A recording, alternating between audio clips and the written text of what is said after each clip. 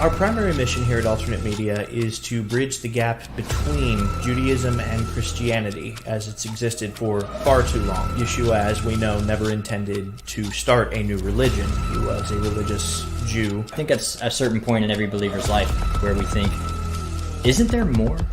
There has definitely been a need within the church. It's something that a lot of Christians are searching for. A lot of Christians know that there is something missing in their faith. And what indeed is intended to fill that is Judaic roots of the faith. The New Testament is very clear about bridging the gap between Jew and Gentile, and we're just returning that mission back to the modern day.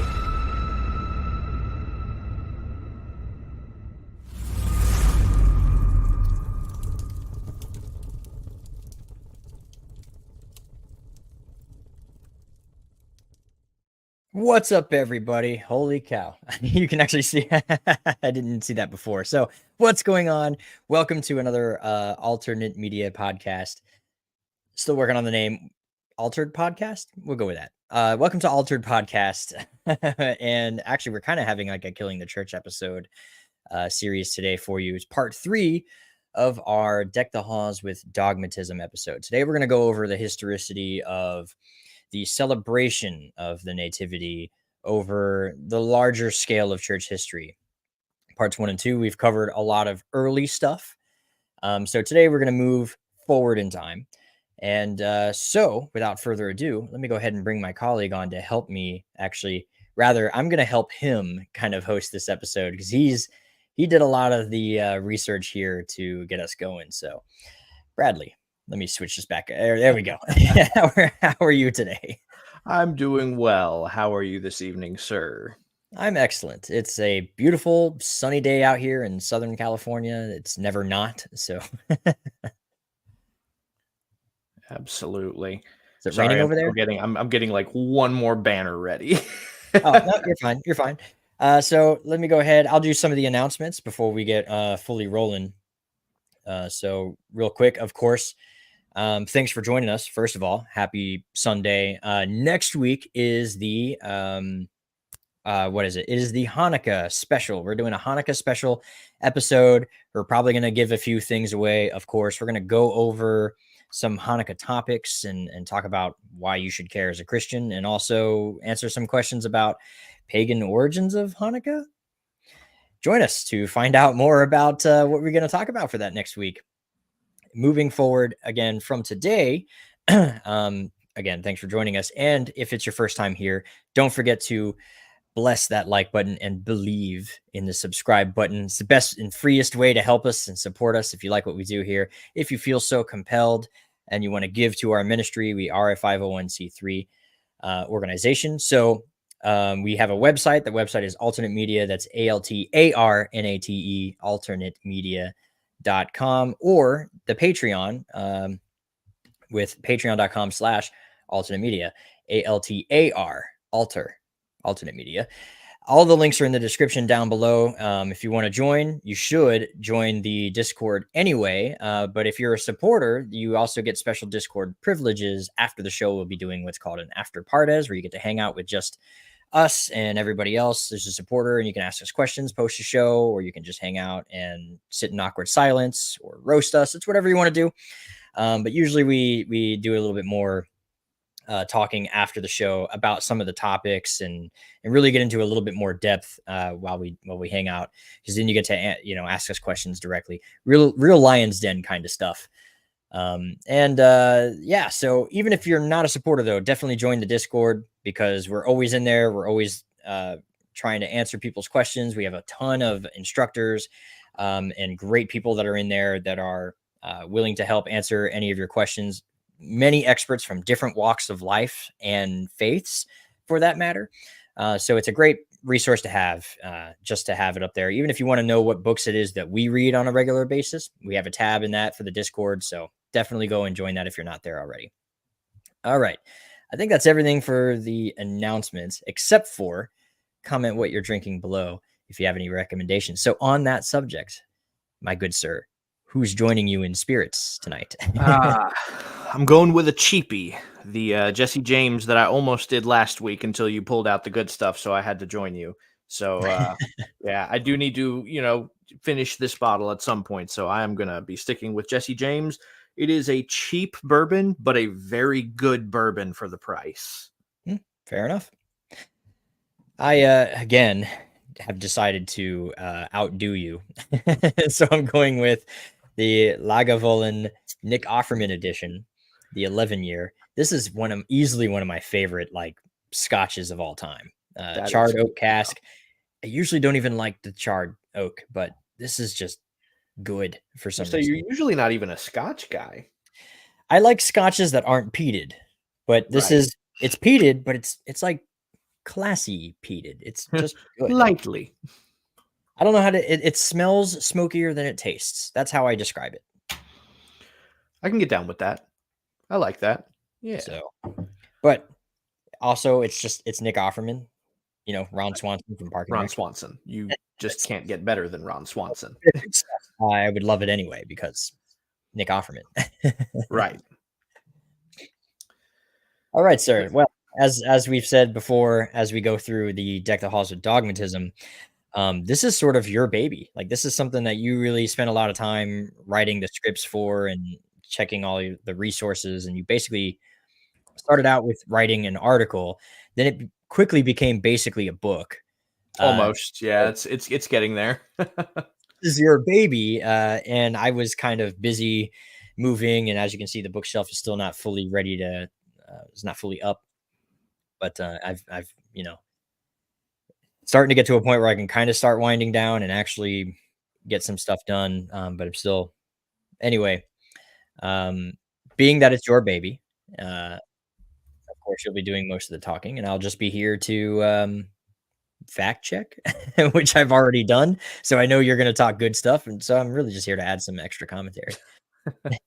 Right. So, the main question concerning tonight, each of these parts has been dealing with an individual aspect of the discussion on Christmas.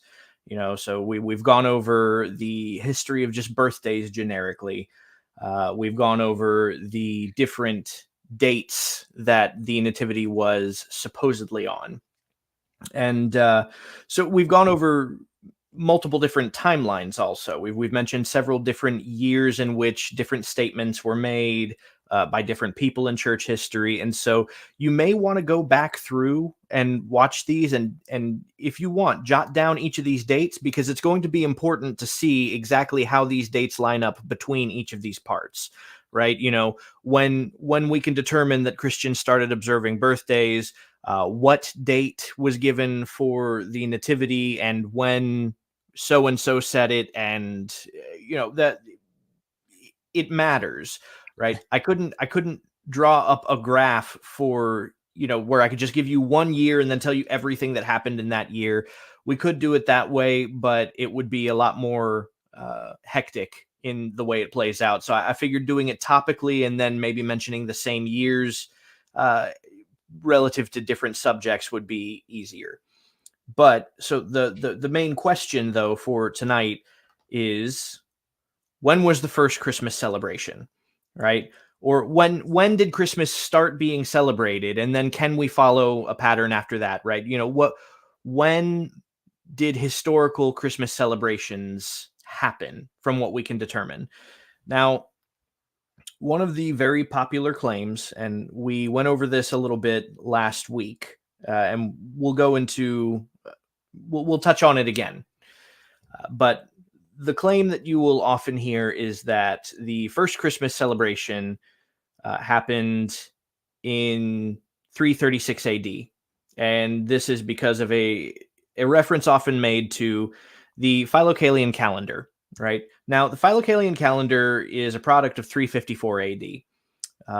They claim that the first Christmas celebration was in 336 AD because when that calendar comes around to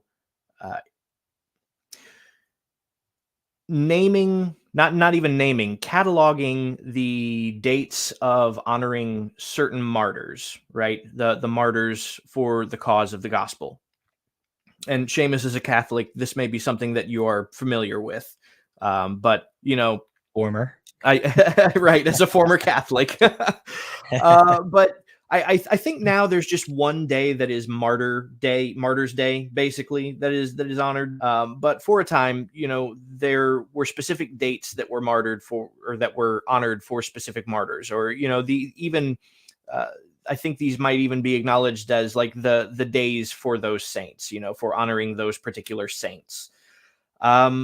These days on this calendar are respectively understood to be the dates that they died. The way that this is tied to Christmas is that it was their birth into heaven. Now, at the beginning of this list of martyrs, it says that Christ was born on December 25th. That's the only correlation made, is that it makes the statement that Christ was born on December 25th. And because it doesn't record any martyrs after 336 AD, it is assumed by scholars that they may have started celebrating in 336 AD. All right, but outside of that, there is no evidence that this actually happened. So that claim is actually entirely built on speculation, right? We take a list of dates that are presumably the days that martyrs died, and because there's a mention of Christ's birth at the beginning of it, we just assume that they started celebrating his birthday at that time. It doesn't really make a whole lot of sense. So that's a big one, but one that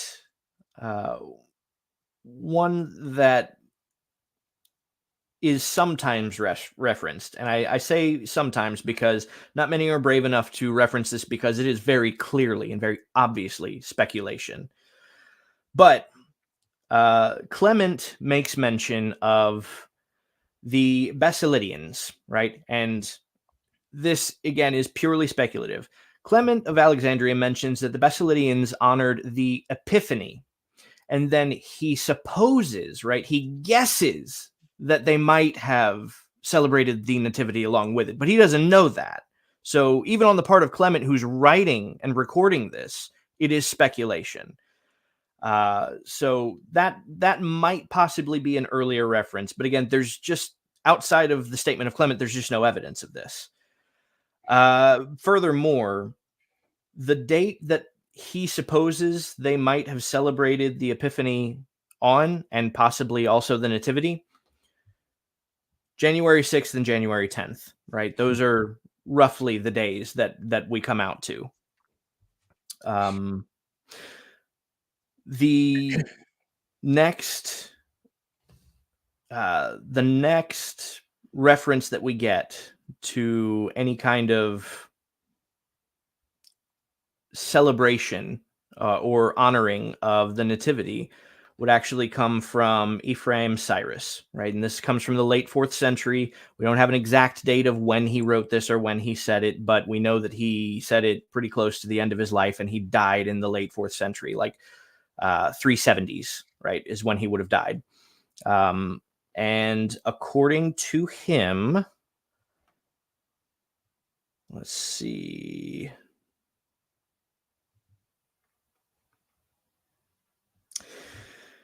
In Mesopotamia, they put the feast, right, the birth feast, as it's referenced, 13 days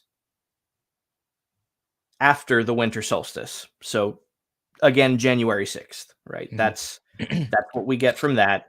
We have now a second reference to January 6th. So as far as we can tell, right, the earliest references to any kind of celebration of the Nativity are actually not on December 25th. They're on January 6th. Even these at that, the first few are actually speculative. This is the first one that we actually have a specific reference to a feast, right? So first thing to recognize, everybody here, this, right? Remember, look at this name, and you can look up the quote. This is the first reference to an actual feast that honors the Nativity.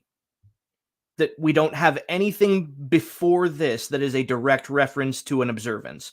We have speculations that there might have been observances that are based on people's interpretation of certain evidences. Okay. Right. But as far as an actual direct claim, this is the first one that we get. The next one actually follows very soon after it, which is interesting as we move forward. The next one is going to be Gregory of Nazianzus, right, in 380 AD. And he also references a tradition of observance. Now, he does reference this observance in reference to December 25th. And it's mentioned in a sermon of his that was delivered on December 25th, where he refers to the day as the Feast of God's Appearing, or the Nativity, respectively.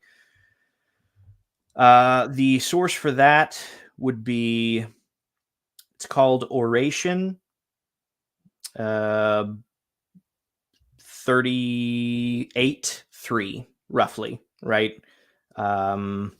Matter of fact, let me real quick just make a banner so that people can actually see the way that that's spelled too. But yeah, this is the primary source where you're going to find the information that I just mentioned.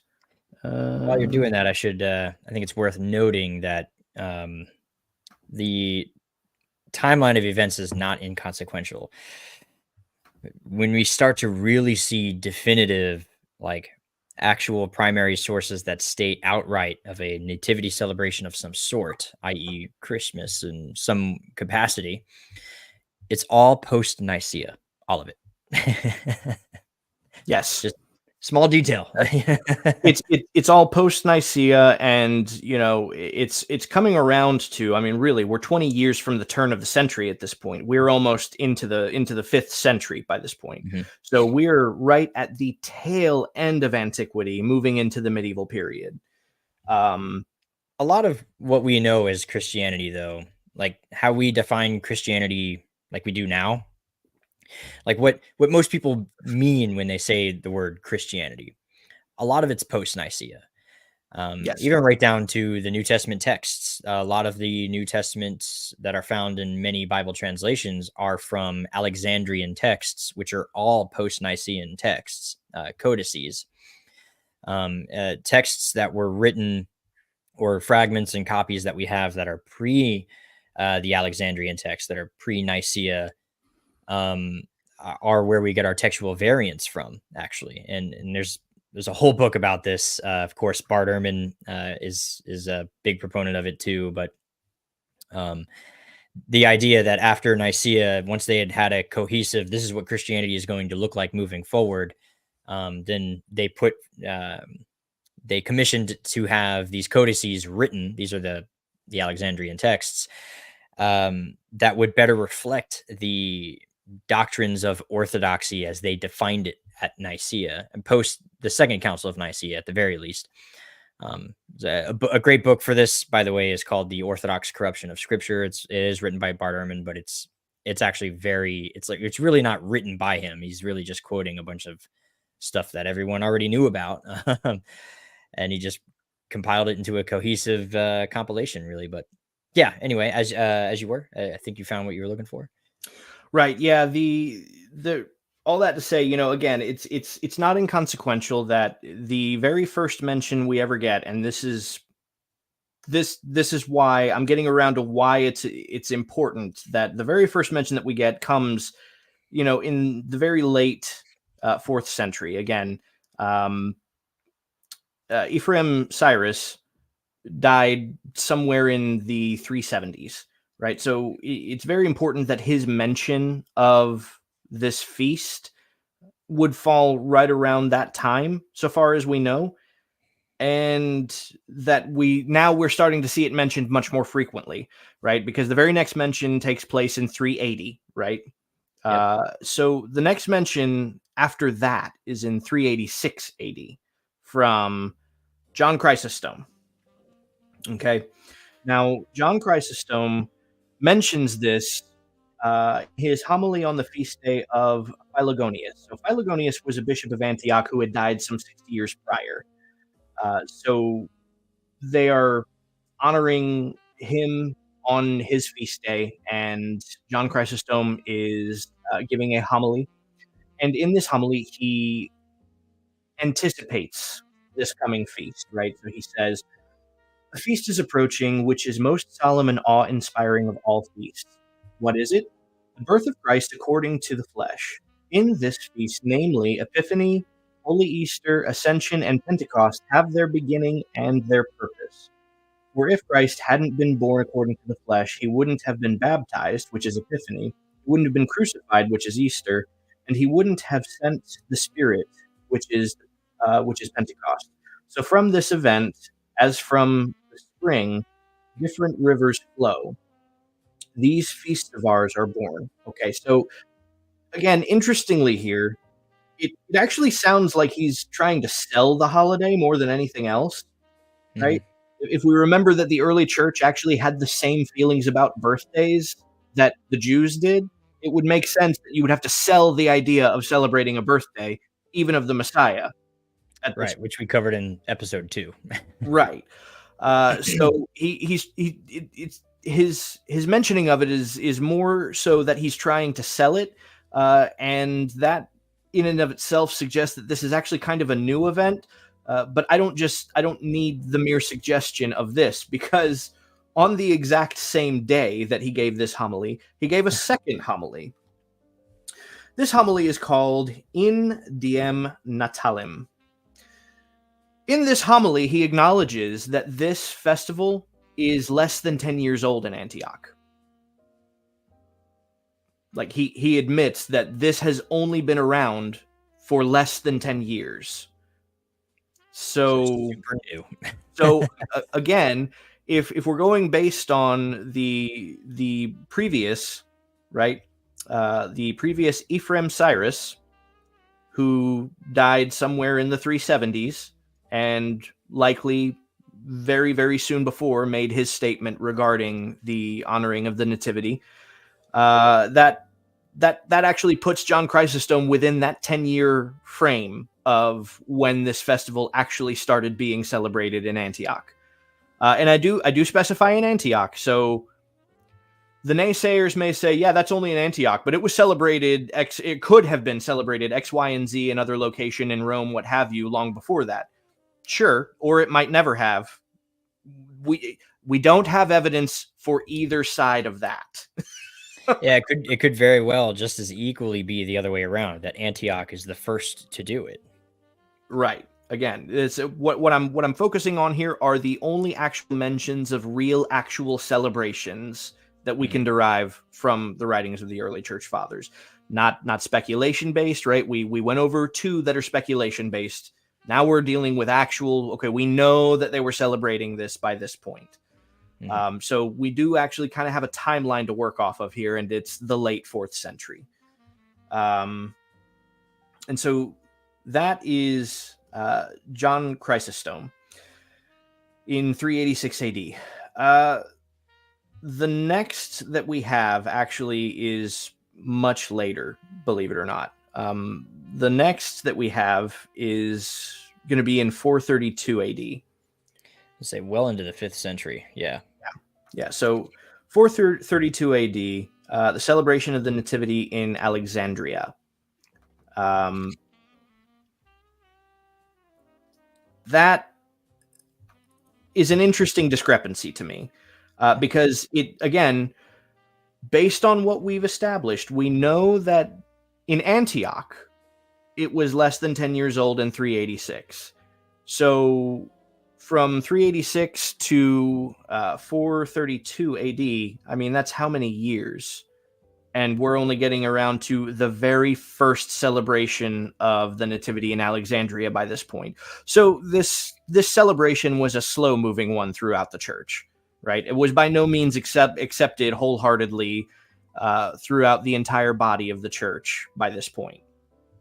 For reference for others, everyone might be more familiar with Augustine of Hippo, who died in 430 AD. Right. So just so you have an idea, the one who wrote essentially his confessions and codified what we now know as the Orthodox Trinity would have apparently only have been vaguely familiar with an idea of a nativity celebration it wouldn't have been a big deal, if anything, as you're about to explain.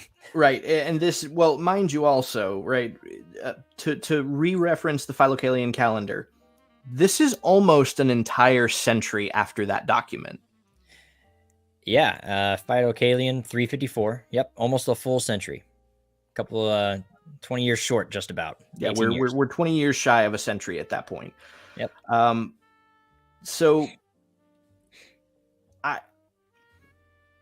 it seems to have been a very slow-moving holiday. It seems not to have gained much traction throughout the church, even when it was accepted.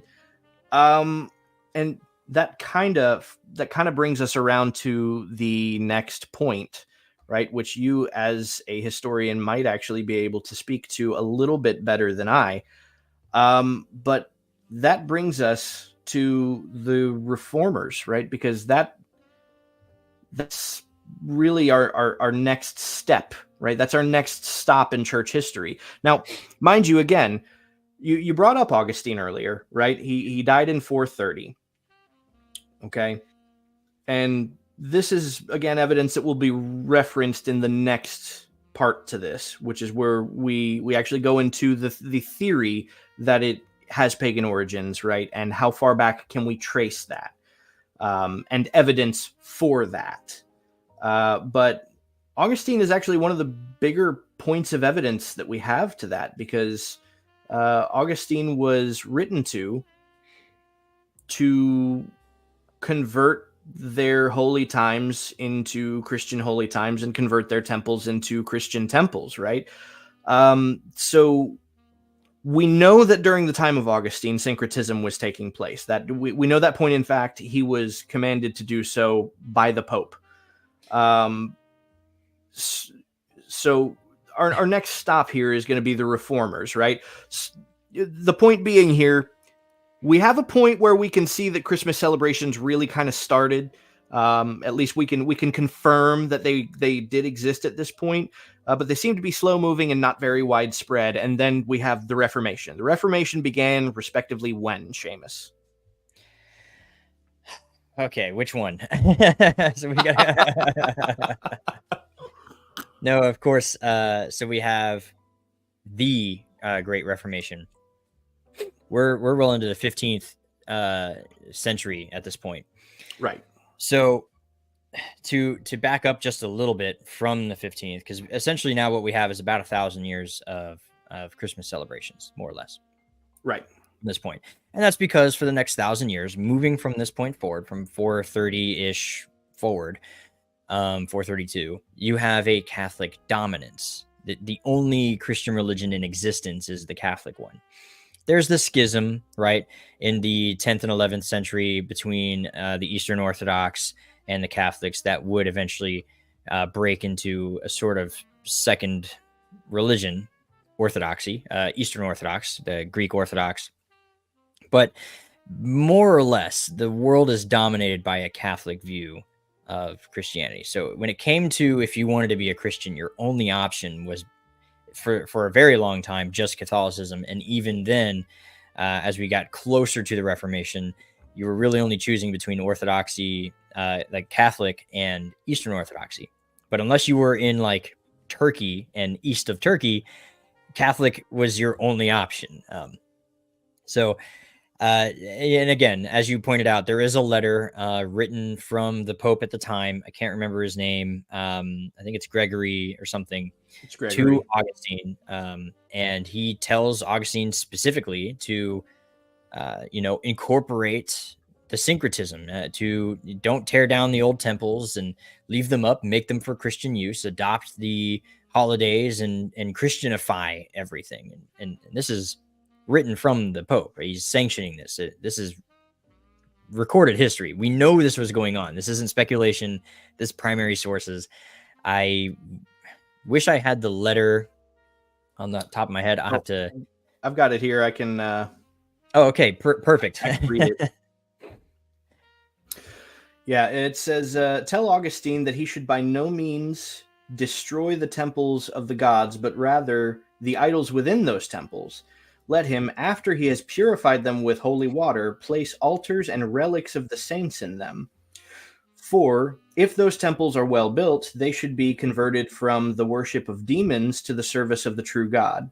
Thus, seeing that their places of worship are not destroyed, the people will banish error from their hearts and come to places familiar and dear to them in acknowledgement and worship of the true God. Further, since it has been their custom to slaughter oxen and sacrifice, they should receive some solemnity in exchange. Let them therefore, on the day of the dedication of their churches, or on the feast of the martyrs whose relics are preserved in them, build themselves huts around their one-time temples and celebrate the occasion with religious feasting. They will sacrifice and eat animals not anymore as an offering to the devil, but for the glory of God, to whom, as the giver of all things, they will give thanks for having been satiated. So you heard it here first, folks. Well, not first, actually. You heard it forever ago. It's all, but there's no speculation about the syncretism that's going on. So now we have 1,000 years of Catholic dominance, more or less. It's once we get to the Reformation, things change. As far as the reformers were aware, the Christmas celebration was, it's weird. They kind of, the way they wrote about it, it was like, well, it's either a really bad thing or a really benign thing, but we don't do it anyway. The reformers saw Christmas as either at worst pagan, but they didn't really, I mean, they understood it to be not biblical. So they kind of took the word pagan to just mean not biblical. Whether it's explicitly pagan or not was irrelevant to them. And on the other side of that, their thought was, and at best, it's Catholic, and we're not Catholics anymore. We're breaking away from Catholics. And so the reformers didn't keep Christmas. And if they even did recognize it, many of them would just go to church the week before Christmas, but they wouldn't make any changes to their sermons. Like they wouldn't have a Christmas lesson or decorations or anything. It would just be a normal Sunday for them. It would be no different. They tried to distance themselves from the Catholic influence as much as possible in these early Reformation days, particularly. And so they saw it as mostly only Catholics do it. And from their point of view, whether it's true or not, and we've actually spent a lot of time talking about not being too dogmatic about whether or not Christmas is pagan or not, because there's no smoking gun on either side, more or less. But either way, they saw it as the Catholics were being heavily synchronist at the time, and it's only them who are doing it, so we're not. And so a lot of the reformers, in fact, in the early days of American history, it was outright banned in American history by the Puritans. that's all stuff we'll go into much more detail next episode. Yeah. But to answer this question really quick, or not really quite, it's a question statement. So a Greek archdiocese of America claimed that Epiphany came from Gnosticism. Shouldn't we believe this Orthodox person, what he has to say about their holiday? So that actually is more or less, from what I can gather, a reference to the Basilidians that I mentioned earlier. The Basilidians were Gnostics, which Clement does mention that they honored the Epiphany. Again, he speculates they might have honored the Nativity, but he does know that they honored the Epiphany, and that, you know, they were a Gnostic sect, right? They would ultimately be excommunicated as heretics, deemed as heretics. Yeah. And again, actually, it's an interesting point that he brings up the Gnostics thing, because that's from what we can more or less tell. Again, no smoking gun on this, but the people that celebrated birthdays the most were non-Jews, of course, but it seems to be more of a Gnostic thing. That Gnosticism had a greater influence on birthday celebrations than the rest of the world. As we went over in episode 2, many birthday celebrations were in honor of birthdays of kings or rulers like Caesar. Not really your own birthday, but other people's birthdays, other people who became gods. To be, weird. Coincidentally. But it was more of a, not really my birthday, but somebody else's importance's birthday. it seems to be, from what we can gather, again, no smoking gun, that birthday of the self is more of a Gnostic thing, because Gnosticism is all about secret knowledge and uplifting yourself, and so they put a lot of emphasis on themselves and their own epiphany in Gnosticism. Essentially, your birthday is your personal epiphany. But again, and some of that's speculation, but a lot of it is really educated guessing. To be quite Right. frank. Right. Yeah. So I mean, as far as the reformers, Mhm. you mentioned that their idea was kind of like, look, at worst, at worst it's formerly pagan, at best it's Catholic, you Yeah. know. So they rejected it on the basis of it being Catholic, which is, interesting because I why did they hate the Roman Church so much? Right. That's a good question worth discussing. Yes, it I is. mean, I mean, from your own understanding, again, because so admittedly, you're going to know a lot more about the Reformation than I will. Again, my um, mostly a history of antiquities, so but but I mean, it seems, and oddly enough, their hatred of Catholicism also spills over into their anti-Semitism, because a lot of the reasons are crossover. It's not, in other words, it may not have consciously been done in opposition to Judaism, but it works in opposition to Judaism. It's where we get your sola scriptura, your sola fide. yeah, sola gratia. Right. The five solas Talked about a lot. are all to, it's contradistinction. It's to distinguish the reformers from Catholicism, um, which I would dare say might be one of the primary reasons that they would have rejected Christmas, is because at the very best it's just not biblical, um, Right. and sola scriptura kind of Spits in its face. right. You kind of are bound to uh, the biblical text in order to justify it at that point. Yeah. Uh, Because again, at best, it's Catholic. So from their perspective, because it's not in the Bible, therefore it's not sola scriptura. It is solely Christian tradition, and if that's the case, then it should be critically evaluated. And again, the reformers, by and large, most of them had just agreed that it was pagan. Um, it was like a foregone conclusion. Like nobody debated it. And they're like, yeah, of course it's pagan. It's like reclaimed paganism. And again, it's not really until recently that the thought was even challenged, that it was reclaimed paganism. A little bit again like mythicism, where like everyone, it was like, of course Jesus was a real person. It's whether or not he says who he says he actually is who he says he is a different thing. But everyone agrees, you know, he existed, obviously. But it was one of I those am things where, so like, glad you suddenly brought now. that up. Because that's one of the conflations actually that gets made in this discussion a lot, right? When people take a soup dogmatic stance, they typically will try and guilt by association. It's like with us in the Trinity. Anytime that somebody catches wind that we might not be Trinitarians, they instantly take a position of trying to combat Mormonism, right? Because that's like the only non-Trinitarian belief that they're really aware of. And so it's like they try and treat you like a Mormon, and they have no idea that they're not arguing with a Mormon. And so it's Yep. like the same thing. As soon as you mention that Christmas may possibly have pagan origins, they're like, well, that's a mythicist argument. It's like, well, I mean, people have believed that for the better part of Christian history, and mythicism is rather new. It's actually almost as new as the idea that Christmas is not pagan. And I don't think people really understand just how young Christmas is in America, particularly, but just like in general. We do have a Christmas celebration that is a Catholic particular celebration, right? A Christ Mass. That's where it comes. It's a very Catholic thing.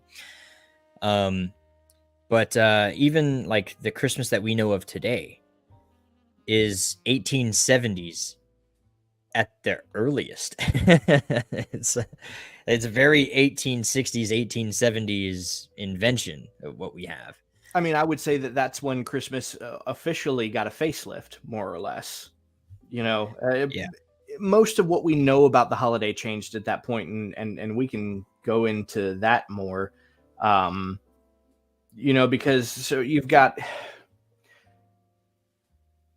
earlier descriptions of Christmas celebrations were such that they were not really something that a Christian should be doing.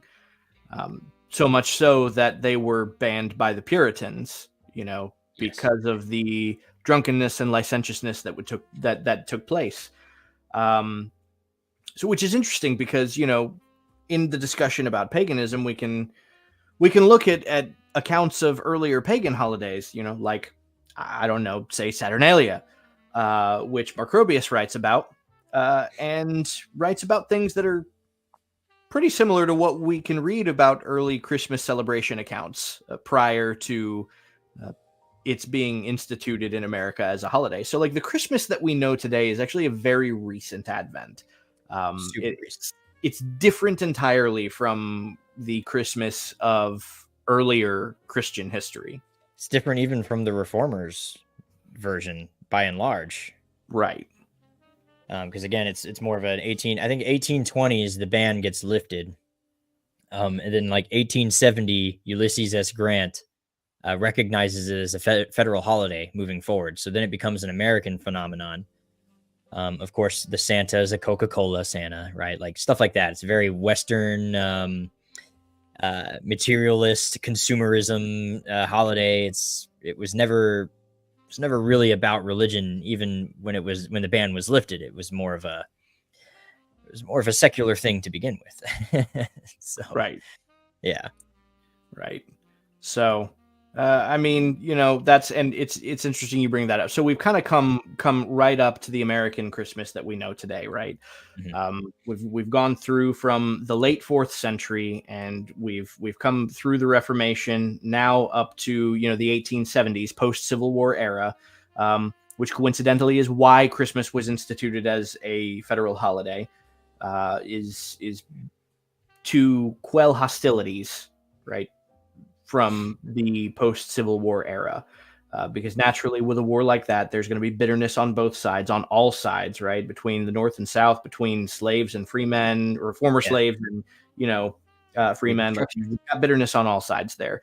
And so this idea of peace on earth, goodwill towards men, right? Mm-hmm. That we really had to cultivate this. And that's why it's fascinating. I point this out to people all the time, but like, the stereotypical all-American Christmas depiction always takes place in the late 1800s, right? Yep. It's always late 1800s, one horse open sleigh. It's always like any depiction, right? Your early Coca-Cola advertisements, they're like late 1800 depictions of Santa Claus.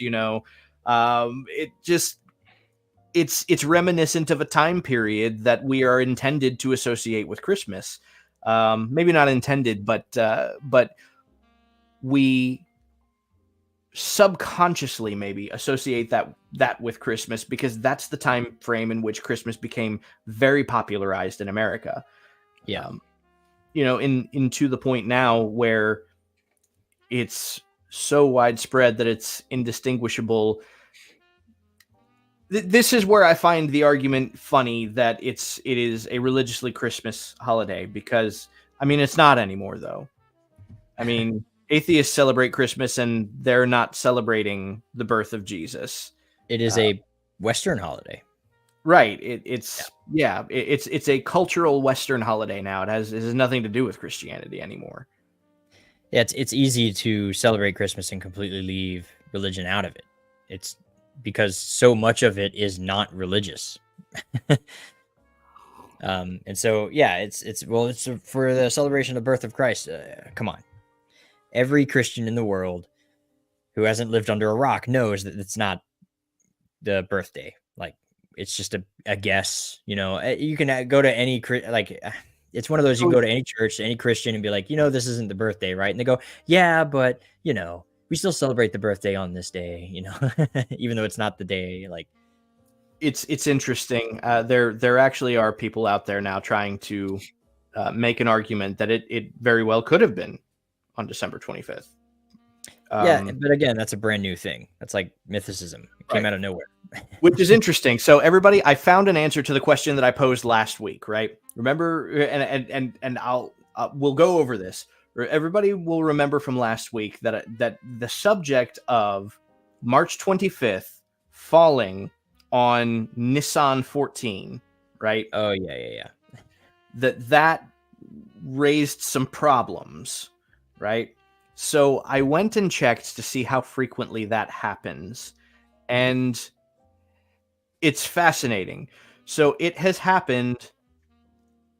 The last 4 times that it happened, it is spaced out exactly 114 years, right? So I'm going to go ahead and say that it's probably very unlikely that under those circumstances that March 25th lined up directly with Nisan 14, if we assume that that's the consistent rate at which it was. But but so here's the thing. I looked further than the last 4 times that it happened. Yeah. So you went back, to be clear, you went back 500 years. And it happened 4 times in the last 500 years, once every about 100 years or so. 114 to be exact, right? Yeah. And I did the math, right? It was like, all right, so if like just starting from this year, subtracting 114, what do I get? And then we go to March 25th of that year, and what we find, and it was consistent for 4 years in a row. Mm-hmm. And then it wasn't. So then I had to really start looking to see, okay, March. The calendar on an iPhone is amazing because you can go back extraordinarily far through calendar. And if you have HeapCal, it's very easy because you have the month start right underlined on whatever the day on the Gregorian calendar that is, right? And it's got a little red underline. And so what I determined is that mathematically, this is just easy math. In order for March 25th to be Nisan 14, then March 12th has to be the beginning of the month. Right? So you can scroll through your calendar, and anytime that March 12th is the beginning of Nisan in particular, there are several times that you'll notice that it's Adar 2. Yes. Yep. Right? Because of leap years and whatnot. So you do, just because 12 is underlined doesn't mean that that's a good example, because if it's Adar 2, then it's not Nisan, so it's not Passover. So yeah, what I found is that after the first 4 times, the farther back you go in history, the more rare it becomes, right? Yeah. It was like 141 years the between the next time. So you've got 500 years, and then the next time that it happens, 500 years from now, like after that is 141 years between those 2 times. Between that time and the next time after that, it's like 163 years, right? So it becomes more sporadic and more rare as time goes back. And so like, it's highly unlikely. No, we even did, I already did. I was looking around along with you and found a calendar that, goes by the Roman Julian calendar, because the Gregorian calendar wouldn't come about yet. And for the Julian calendar, in the years 3 and in 33, and I also checked with the years 3 BC as well as the years 30, because depending on your dating method, you will find that Yeshua's death happens on either 30 or 33 AD. And so it's not necessarily, there's no, like, believe it or not, a lot of scholars have landed on 30. A lot of Christians seem to use the 33 mark. But for the most part, the majority of scholars think that it's 30. And so that would put his birth at 3 BC. So -3. Anyway, I checked them all. And for all of those years of his possible birthdays, going for saying it's Passover being on March 20th, for all of those years between 3 BC all the way to 380. All 6 of those years, they happened on April 3rd, April 4th, or April 20th, something around that time. And so it's nowhere near March. It's not nearly close enough. They're all in April. Is a no-go. So again, one has to ask themselves, why is it that multiple of the calculators felt the need to base their calculation of his birth on this idea that he died on that specific day, right? And that specific day being the vernal equinox, which, counting 9 months from, puts his birth on the winter solstice, right? Why were those dates so particularly important? Why couldn't they have actually landed closer to the actual day that he would have died at the time? Are you asking me? Because I don't know. These are questions that are worth asking, because it's like we can either just say that they were stupid, right? Or that they maybe not that they were stupid, but they did not have the adequate information to work with. And we can impart innocence to them, which is fine if we're willing to just say that, like, look, they couldn't even start from the correct point.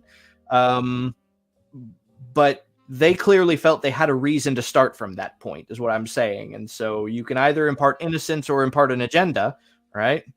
And in which case it's like, oh, well, those dates actually make a whole lot of sense if they were a foregone conclusion before we started the calculation, right? Right, yeah. If we started with the relevance of those dates and then ask ourselves, well, how do we make those relevant to Christians? Right. So it basically, March 20th only makes sense if you work backwards from the conclusion. Right. Basically. Rather than forwards from evidence, kind of thing. Yeah. Yeah. I see you got a comment starred here. I do. So go ahead and let's bring it up. I'll bring it up here. Do you think it's better or worse to place celebrating the Nativity into the biblical festivals? Actually, that's actually kind of why we started this series to begin with, isn't it? Yes. So I'm going to let you answer first. It's interesting because, when talking about this, and again, I've seen some try and make a justification for his being born on December 25th, or at least in the winter time, by trying to debunk some of the less rational argumentation for it, right? Against this idea that, well, they wouldn't have had the lamb in the fields because it was cold. It's like, well, no, it's not because it was cold. It's because it was the rainy season. The cold really didn't have much to do with it. It's the rain that really is the reason why. We also have the Talmud, which tells us the times of the lambing season, right? Like, we know when they would have had lambs in the fields then. It's not a guess. Like, we know this. Yeah. But so there are those who would try and justify that, and then they'll argue against the other by, saying that we hear it, and who come to this conclusion, we lump the birth of Jesus in with Sukkot, and kind of like that's an inappropriate thing to do. What's interesting is that in the first episode, where we address birthday celebration broadly, we actually set the precedence for doing this, because it seems that Hashem himself did this, right, with the erection of the temple. The erection of the temple was delayed, and Talmudically speaking, the rationale that they use is so that it would coincide with the birth of Isaac, right? So, no, there is no biblical problem with honoring the Nativity on a biblical feast. It makes more sense to do so. Again, this is something that Increase Mathers himself also notes in his rebuke of Christmas, is that he notes that it would be most likely that Yeshua was born on Sukkot, like during Sukkot or near Sukkot, because of the relevance, right? There is a direct transposition of relevance between those events, right? Sukkot isn't this entirely separate thing that's got nothing to do with the birth of the Messiah. Super relevant. The relevance of those events actually has direct crossover. They directly pertain to one another. for very specific theological reasons. And not only that, but one thing that Increase Mathers points out is that this would actually follow the logic of pretty much everything else we see happen in Yeshua's lifetime. Right? Mm-hmm. Every other major event in his lifetime happens to coincide with a biblical holiday. So, like, why not his birth? Right? Like you rationalize to me why we would break the precedence with his birth. Why invent a new holiday on a different day that has nothing to do with any biblical holiday at all, when the precedence is for every other time it's always on some sort of biblically relevant day? Yeah. So you basically answered it exactly how I was going to answer the question, like almost word for word. Like, yeah, no, it's no problem.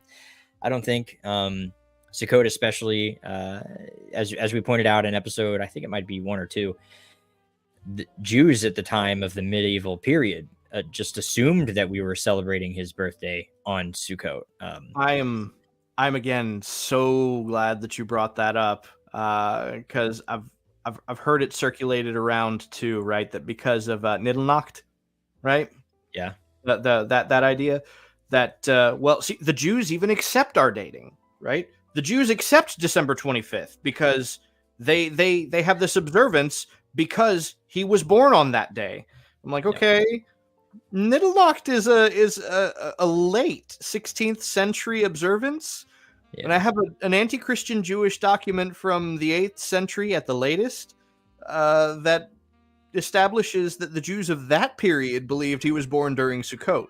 So, and keep in mind too, like by that time period in the 16th century, well, actually, no. Let me back up a little bit. Not the 16th century, but back when it was more of a Roman holiday.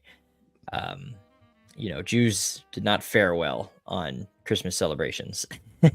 It was that's the other thing. Niddelnacht has very little to do with Yeshua being born on that day, and much more to do with an opposition to the persecution that Jews were undergoing on that night.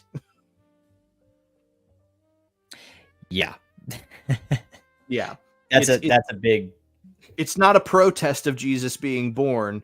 It's a protest of them being severely mistreated by Christians as part of Christians' celebration of Christmas. So there's a negative connotation within Jewish history of the Christmas celebration, that they're living under oppression. They see it as a Roman religion themselves. Just go look at is it Miracles by Matisyahu?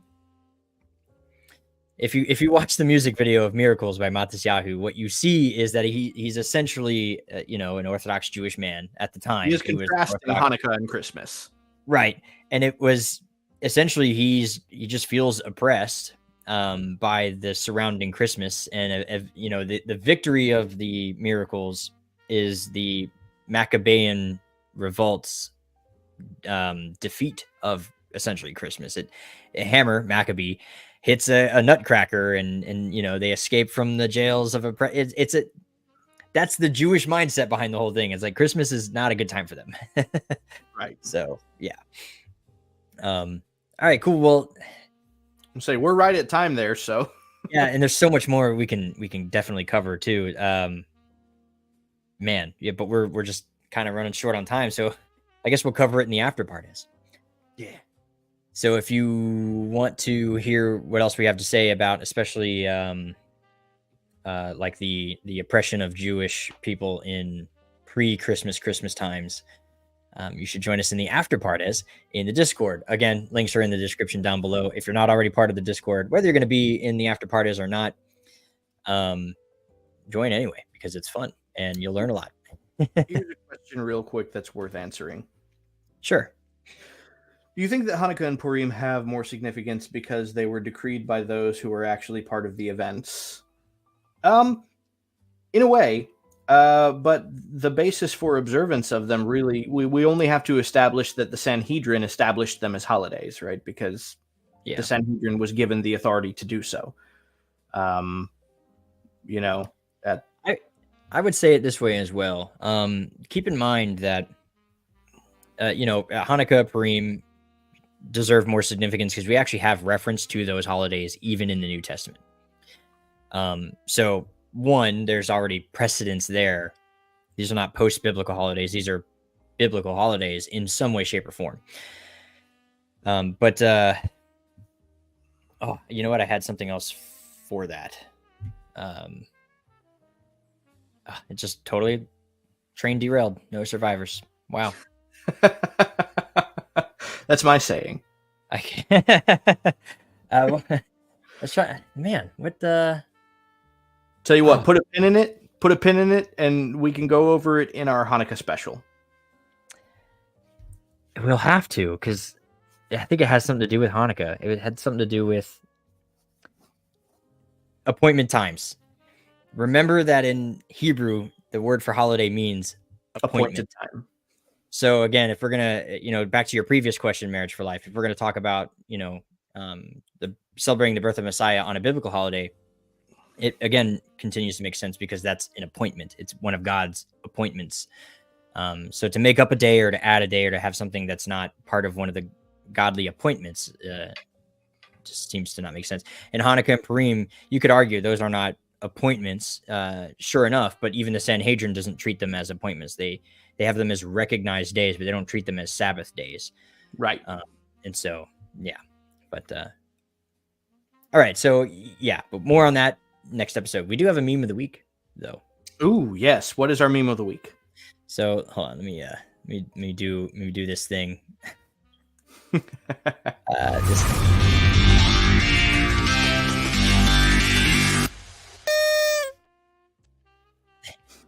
So here we go.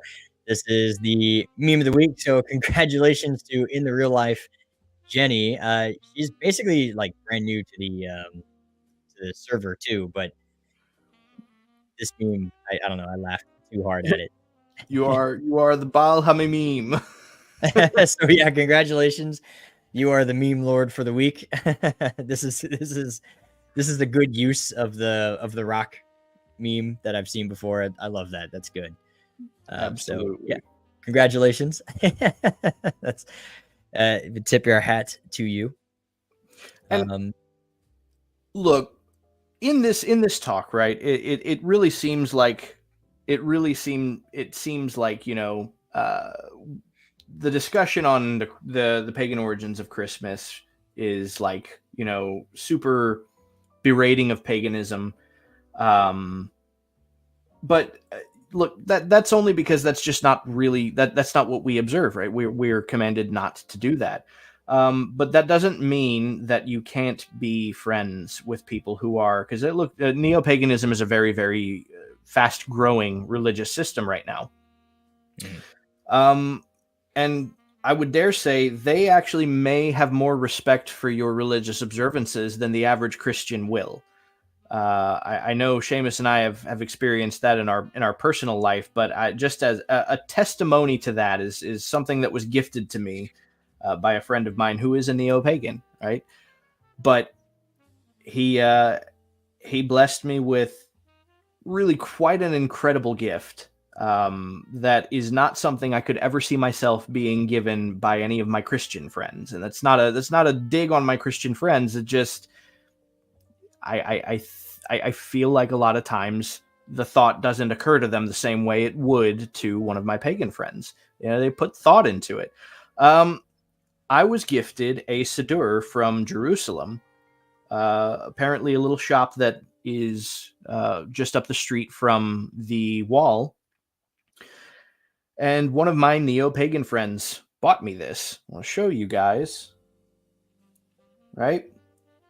It's like made out of metal, and it's got the seal for each of the 12 tribes on it. It's awesome. I mean, this is incredible.